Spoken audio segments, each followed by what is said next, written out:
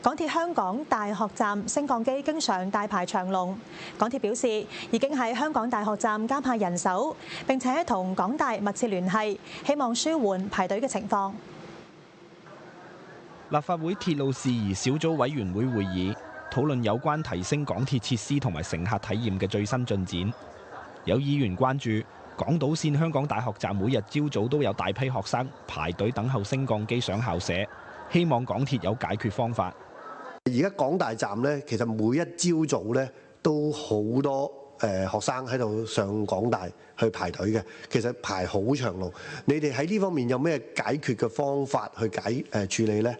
關於香港大學站呢，因為佢本身個地理嘅環境呢，咁我哋係有兩個即係出入口咧，都係要依靠升降機嘅。咁其實我哋一直都同港大係有好密切嘅聯繫嘅。咁而家我哋其實做啲咩措施呢？就係我哋其實加派咗人手啦，去協助排隊啦。咁亦都係咧，其實係會有廣播咧，提醒啲即係乘客佢入咗一個升降機之後咧，放低佢哋嘅袋或者背囊咧，令到個升降機可以有多啲嘅空間出嚟啦。另外，有議員話唔少意見反映將軍澳至康城站路段以及錦上路至荃灣西站路段列車行駛期間手機信號接收不良，甚至收唔到信號，希望港鐵跟進。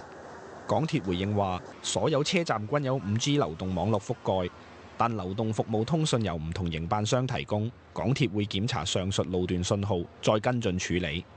鳳凰衛視記者侯俊傑報導。